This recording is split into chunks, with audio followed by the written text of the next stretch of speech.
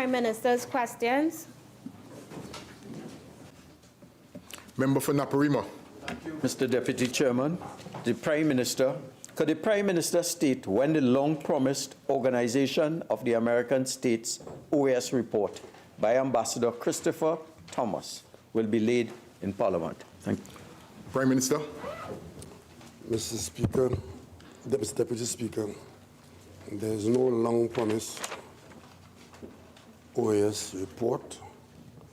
There's a report which was done by former Ambassador Christopher Thomas, and it's the government's intention to send that report to the Foreign Affairs Committee of the Parliament, and we undertake to do that before when's the next sitting? Within a week.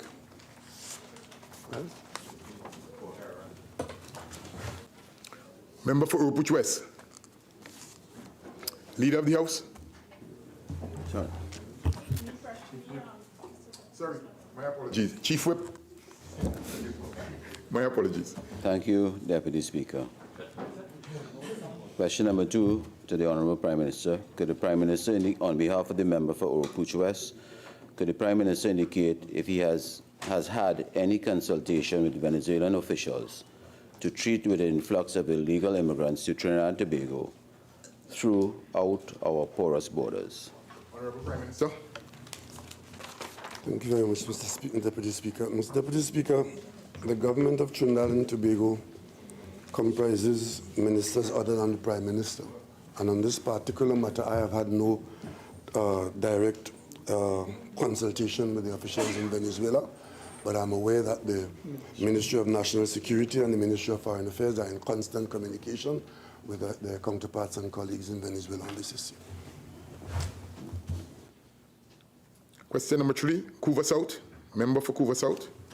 Thank you, Mr. Deputy Speaker. To the Prime Minister, could the Prime Minister inform this House if the Memorandum of Understanding signed between the Oilfield Workers Trade Union and Petrotrin on the 3rd of April 2018 was registered at the Industrial Court?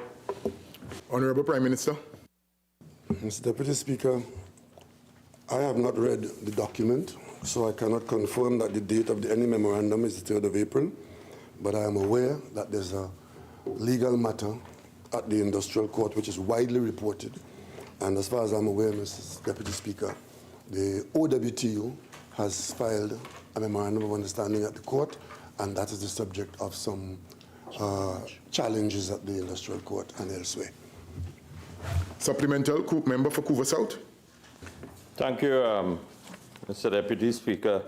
Mr. Deputy Speaker, could the Prime Minister indicate to this House, based on the fact that my information is that the Memorandum of Understanding was registered at the Industrial Court in keeping with the Industrial Relations Act of Trinidad and Tobago, who at Petrotrin gave the instruction to sue the Ministry of Labour in relation to having this Memorandum of Understanding registered at the Industrial Court. We move on. Question number 4, member for Urupuch East. Thank you. Thank you very much. Question number 4. Yeah. Could the Prime Minister state who recommended the closure of Petrotrin, given conflicting reports in this regard? Honourable Prime Minister. Mr. Deputy Speaker, once again, my colleagues are aiming to spread misinformation. There's no conflicting report. There's absolutely no conflicting report about the closure or any restructuring of Petrotrin. All decisions taken with respect to the future of Petrotrin, with regard to the restructuring and closure of any or all of its departments, is a decision of the Cabinet of Trinidad and Tobago. Supplemental, member for Urupuch East. Could the Prime Minister state categorically whether Petrotrin is to be closed or not? Honourable Prime Minister.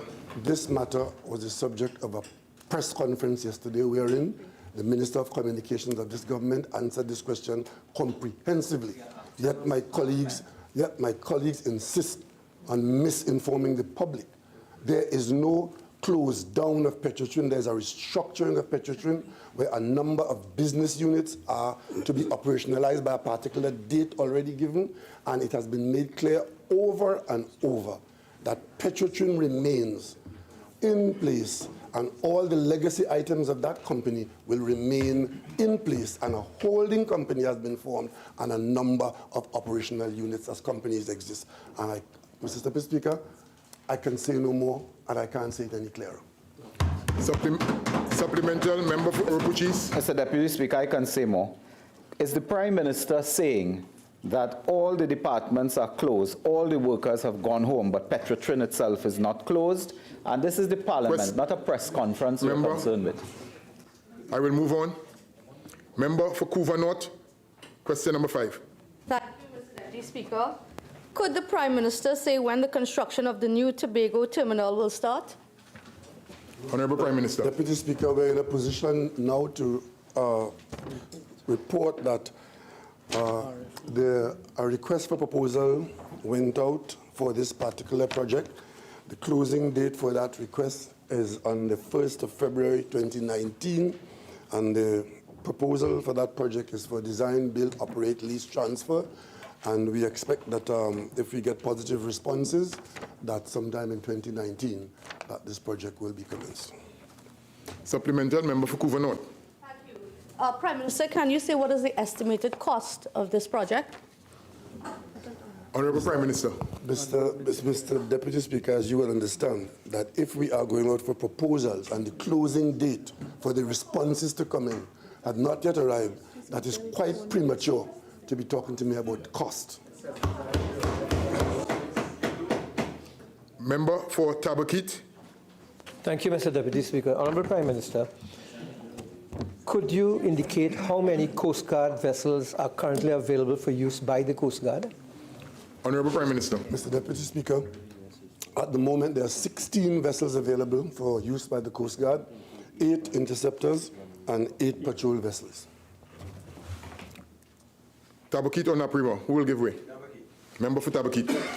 Mr. Prime Minister, how many of the 8 interceptors are actually functional, and how many of the 8 vessels are actually functional? Honourable Prime Minister. Mr. Deputy Speaker, I would presume that for any vessel to be available for operation, it has to be operational. Member for Naprima. Silence, please, members. Thank you, Mr. Deputy Speaker. In the light of the fact that we have a number of vessels available, could the Prime Minister explain why on every occasion that there are refugees coming into Trinidad and Tobago at the rate of 1,000 per week, we are not in a position to monitor that? Honourable Prime Minister. Mr. Deputy Speaker, I will not take any of the data put to this House by the member for Naprima. We know of no 1,000 per week refugees coming into this country. And of course, Mr. Deputy Speaker, it is impossible to have a Coast Guard vessel from bumper to bumper around Trinidad and Tobago. Supplemental, Tabakit. Thank you. Mr. Prime Minister, how many interceptors are there totally, and how many of these interceptors are actually working? Honourable Prime Minister. Mr. Deputy Speaker, there are a number of interceptors, there are a number of vessels of all categories. There are 8 interceptors which are available for use, and there are 8 patrol vessels which are available for use. There are also a number of other items, larger and smaller, which are in various stages of disrepair, but they are not part of the operational units at this time. Member for Tabakit, question 7. Thank you, Mr. Deputy Speaker. Honourable Prime Minister, could you state the respective cost per litre of super gas and diesel recently imported by the new company for sale to the public since the closure of Petrotrin? Honourable Prime Minister. Mr. Deputy Speaker, if my colleague is referring to the cost at the pump, the prices remain the same. Member for Tabakit.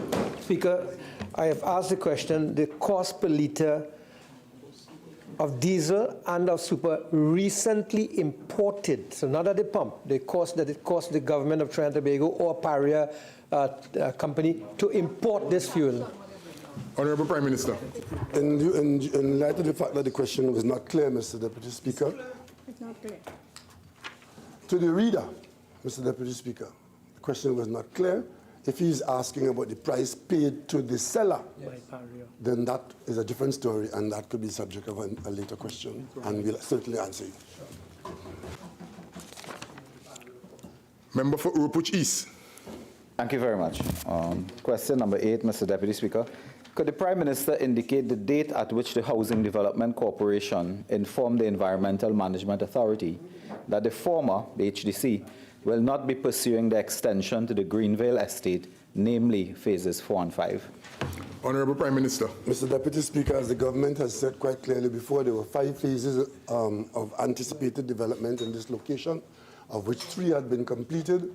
The Housing Ministry, through the HDC, had gone seeking approval for the other 2 phases. Even before the flooding of recent times, the Ministry of Works, Drainage Division, had denied that approval and given the indication that there would be no approval granted for development on phase 4 and 5, and as a result of which, there's a letter drafted at the HDC now for onward transmission to the EMA that it will not be pursuing its application there. Member for Point of Peer. Thank you, Deputy Speaker. Question number 9 to the Honourable Prime Minister. Based on an article in the Trinidad Newsday on Wednesday, November 7th, 2018, which stated that executive recruitment was being undertaken for the newly launched companies, could the Prime Minister state the names, qualifications, and remuneration packages of the persons hired as the Chief Executive Officers for the Heritage Petroleum Company, as well as the Paria Fuel Trading Company, respectively? Honourable Prime Minister. Mr. Deputy Speaker, as you're aware, Petrotrin, in its restructuring, has indicated that there will be an exploration and production company, and there will be a company dealing with fuel trading and other business. So far, Petrotrin has used international recruitment processes to hire persons of one person of the highest caliber so far, because it's the intention of Petrotrin to use international benchmarking so that the oil company would be engaged in oil company production. To date, Petrotrin has hired a Mr. Mike Wiley to head the exploration and production of the new Petrotrin Heritage Company. That individual was hired in August of 2018 and is now actively engaged in the recruitment process. And yes, and we've had no one for Paria at this time, but the search has begun, and very soon we could report on that when it is done. With respect to the remuneration, Mr. Deputy Speaker, given the nature of the assignment and international benchmarking and the running of an oil company of this size that we intend to, I'm advised that Mr. Wiley's package is 425,000 US per year, plus housing, transportation, and health. Supplemental point of peer. Thank you, Deputy Speaker. Thank you, Prime Minister. In your answer to the question, you alluded that Mr. Wiley, who is the Chief Executive Officer for Heritage Petroleum, has been started doing recruiting. Could you also state, along with Mr. Wiley, who else is recruiting individuals for the employees of Heritage Petroleum Company? I said that he was part of the process. I didn't say that he was recruiting, which is quite different. The company has put in place a team of persons of relevant skills and requirements, and is using that team to recruit its new employees to populate the new companies. Supplemental point of peer. Thank you, Deputy Chair. Prime Minister, you had mentioned that Mr. Wiley was hired in August 2018, and I'm assuming he was hired for the Heritage Petroleum Company. If my mind serves me correct, yeah. If my mind is correct, silence, please. And the Heritage Petroleum Company, could you state when was that formed and registered as a company? Mr. Speaker, I do not have that particular date in hand, but I can tell you that the company, Petrotrin, had been in existence for decades, and in anticipation of populating its subunits under the holding company, that it would have been proactive in finding such persons. So the relevance of when the Heritage Company was formed or registered was not a great issue, because it was always the intention in the restructuring to hire a chief executive officer to head the EMP, as now the company is looking for someone to head the Paria trading, and eventually I think they look for someone to head the Guaracara refinery, depending on what's happening. So, Mr. Deputy Speaker, as soon as the decision was taken to restructure into these business units, the company would have been proactive in looking for its staff. Oropuch East supplemental. Thank you very much, Mr. Deputy Speaker. Prime Minister, are you confirming that this man Wiley is getting $250,000 a month as a salary? And if so, could we not have sourced that level of personnel within Trinidad and Tobago? Is that the salary, $250,000 a month? Honourable Prime Minister. Mr. Deputy Speaker, there are very few oil companies in the world that you can hire at the salary of a member of parliament. The salary is commensurate with the responsibility and the nature of the business and our expectation to operate the new company at international standards using international standards. Couva South, last supplemental. Thank you, Mr. Deputy Speaker. Could the Prime Minister inform this House how many, in addition to the Chief Executive Officer, how many employees have been recruited for Heritage Petroleum Company, and if former employees of Petrotrin have been incorporated into this organization? I will not entertain that question. It has been answered already. Member for Pointe-a-Pierre. Thank you, Deputy Chair. Question number 10 to the Prime Minister. Could the Honourable Prime Minister state if the Guaracara Refining Company or the government has received any offers or bids for the sale or lease of the Petrotrin refinery?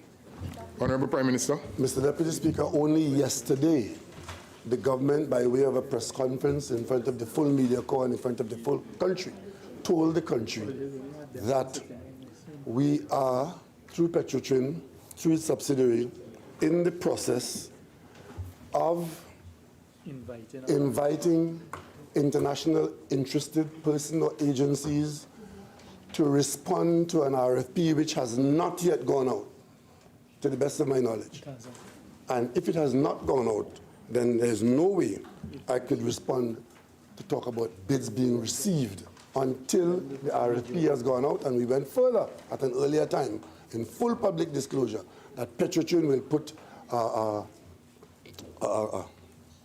display room on the refinery, a data room at Pointe-a-Pierre, so that interested agencies or persons could come and look at what is available and then respond to the RFP. Only then will we be able to talk about what bids or what proposals or what costs or what benefits are so. So I just ask my colleagues to hold your horses until the process gets there.